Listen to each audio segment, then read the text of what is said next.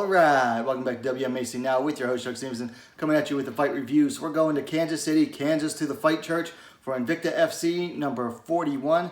This time we're going to the featherweight division. Kaitlin Young coming in 10-10-1, taking on Latoya Walker coming in 5-1. This was Walker's first fight in, I believe, 4 years after her loss to Charmaine Tweet. So first time back in a long time, and she was taking on a pretty stiff test here. First round, Walker came out, and I liked her hand speed. She was throwing fast hands, and she was working the combos. On the other hand, Kaitlin Young was a little bit slower to start. I liked that she was working the kicks. She was going to the lead leg. She was going to the body, and she was throwing them to lead, but she was also throwing them as a reaction, as a counter to Walker's hands. One thing I noticed that was, as the round progressed, as Walker ate more of those kicks from Young, particularly to the leg, she started to slow a little bit.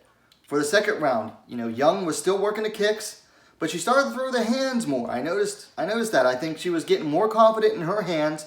Also, Walker started to keep her hands low because she was waiting for the kick to the body.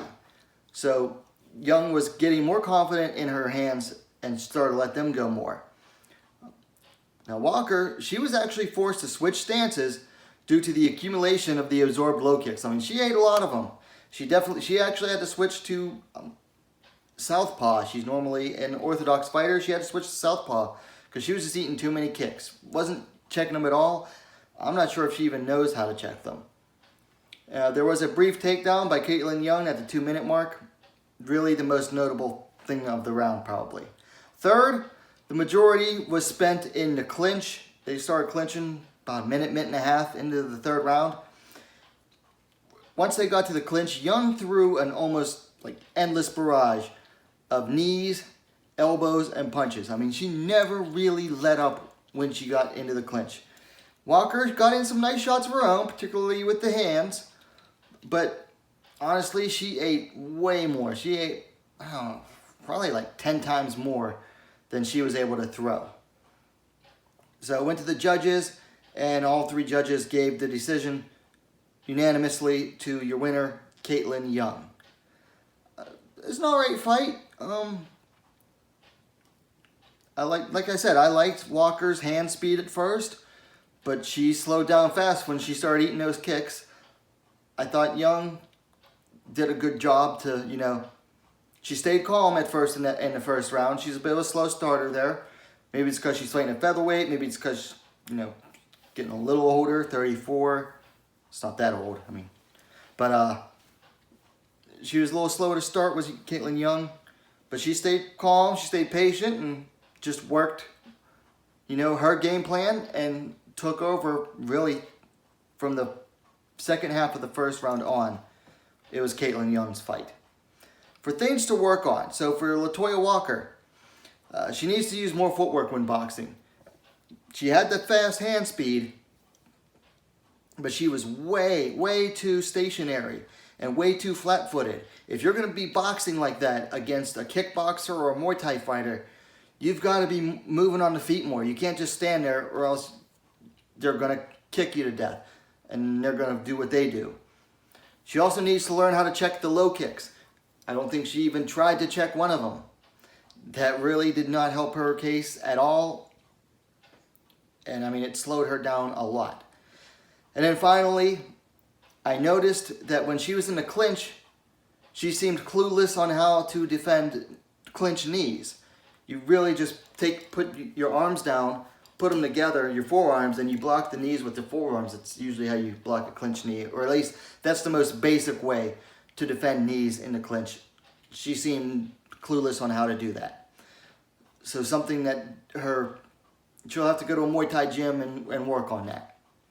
For Kaitlin Young, I thought she had an almost perfect fight. Ate some punches in the start of the first round that reddened her face up a bit. But mostly a flawless fight.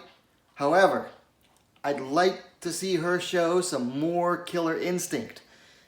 third round in the clinch, she had complete control of the clinch. Like, she never lost control of it.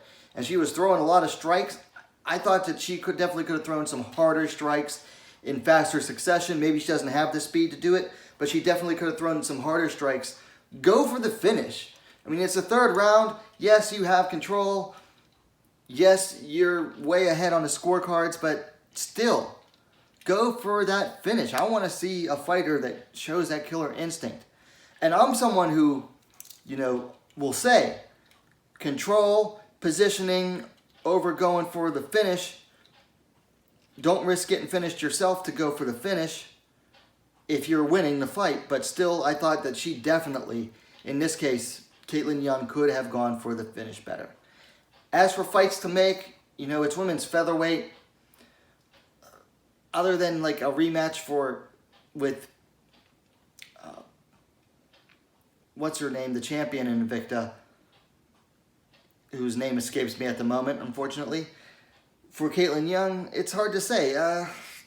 It's such a shallow division. There's more fighters for them over in Bellator.